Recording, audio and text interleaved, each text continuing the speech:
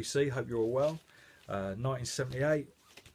Just watched Fred's video, Fred's update. Yeah, very good. 10 great choices. I found this video, or this choice of records, harder than 77.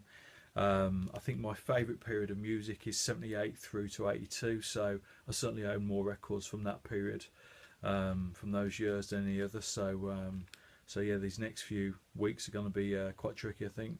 I've only got a couple of duplicates from what Fred has shown, so I'll start off with one of those. The right way around. Kraftwerk, Man Machine. Fred mentioned that he thought their best album was Trans-Europe Express. I think this is their best record by far. Every track is fantastic. The whole album's got a lovely feel to it. This is a German pressing, so it's the German language version. It didn't dawn on me actually, despite them being a German band, that there were German versions available until a few years ago. I got all the albums on CD, and I read an interview. I think it might have been with, Nick Rhodes actually, at Duran Duran, and he mentioned that his favourite music was Kraftwerk, but you had to listen to Kraftwerk. It had to be the German version. So yeah, so I came across this at a car boot sale, but yeah, great album. So that's first up. Man Machine, Kraftwerk. Right, okay. The Walker Brothers, Night Flights. This is their last album. It's unique in the sense that every track is self-penned by a member of the band. Certainly the first 4 tracks are written by Scott Walker. They're all quite dark, perhaps give you a little bit of a flavour of what was to follow with his solo stuff. But yeah, this is a really nice album. It really does make me think of Bowie as well. Whenever I listen to this record, I always feel like I should play Lodger immediately after it, which isn't a bad thing, you know. So, but yeah, Walker Brothers, Night Flights. Not necessarily easy to come by this record. It took me years to find a decent copy on vinyl. Yeah, so it's on the GTO label. The track, actually, The Electrician on this, which is a Scott Walker song. I was reading online that Midge said that's the song that inspired him to write Vienna. I suppose that could be a good thing or a bad thing, depending on whether you like Vienna. But yeah, I thought it was quite interesting. But yeah, Walker Brothers, Night Flights. Right, I was pleased that Fred included Chic's Say Chic album. So rather than showing that, I'm going to show the Norma Jean Wright album from '78. For all intents and purposes, this is a Chic album. Norma Jean Wright was a vocalist in Chic. It's produced and written by Nile Rodgers and Bernard Edwards, so it basically just sounds like a Chic album. Some great stuff on it, great disco stuff. The first track on it is Saturday. I think one of the singles off this was Sorcerer and I Like Love. Yeah, all great tunes. I think all of the Chic stuff, the Nile Rodgers, Bernard Edwards stuff, so I get my words out, from this period is fantastic. All the stuff that they worked on, whether it be Chic, whether it be Norma Jean Wright or Sister Sledge. Actually, if you see Nile Rodgers in concert now in his current sort of Chic lineup, it's a 2-hour show, and he makes the point that every track that's played in that 2 hours sold over 1 million copies. So it also includes stuff off Bow's Let's Dance, Madonna's Like a Virgin, you know, Duran Duran's Notorious, all that sort of stuff. So yeah, so worth seeing. But yeah, this is a nice record. I say it's not as good as Chic. Neither album is actually the best Nile Rodgers, Bernard Edwards production. That will come in '79, which I'll show next week. But yeah, if you like disco, you like that Chic sound, that's worth a listen. Right, okay, another female vocalist, this time a reggae artist, Marcia Griffiths. This is her Naturally album from '78. It's her second album. First album came out 3 or 4 years before, which both are worth picking up, so both of her '70s records.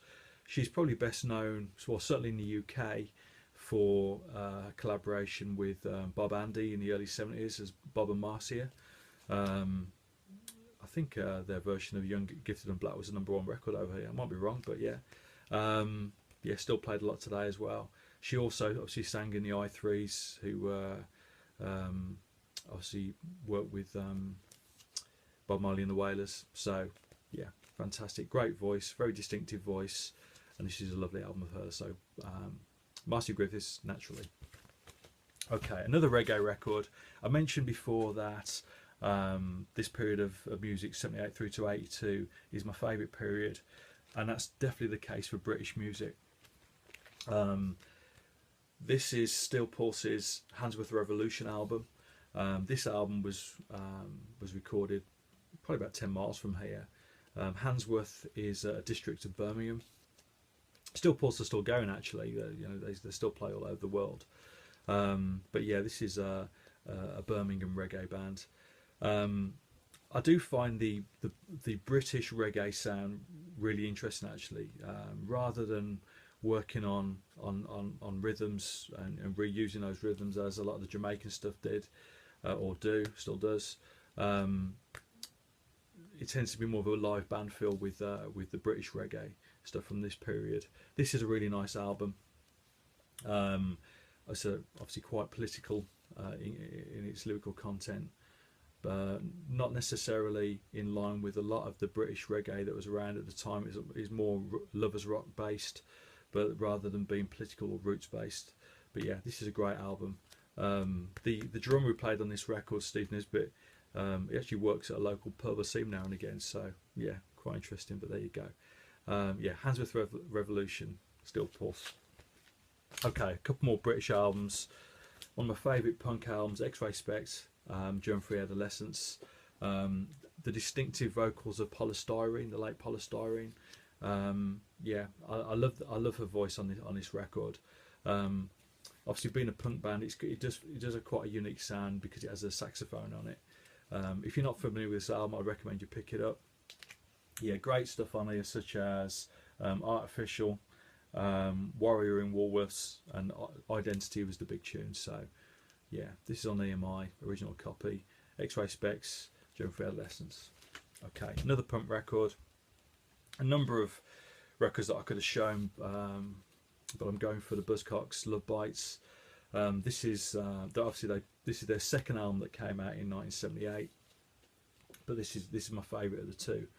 This has got the big tune Ever Falling in Love on it. One of the great singles. I mean, I never get tired of hearing that record. But yeah, very much of in line with their standard sound, which is basically spiky pop songs. But yeah, a great punk album. Again, I've always preferred the British punk sound to the American punk sound, but that's just personal choice, you know. But yeah, a lot of good stuff came out in this period. And I think this is yeah, one of the best albums. Right. Okay, power pop. The first album by the Cars. I love the first two albums by the Cars. This one and Candy O. This has got some massive tunes on it. My Best Friend's Girl, Just What I Needed, Let the Good Times Roll. You know, songs that you still hear on the radio a lot today. But yeah, great album.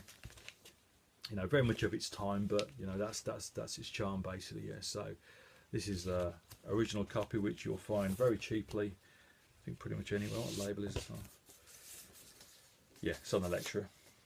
But yeah, the first album by the Cars. Okay, another power pop record.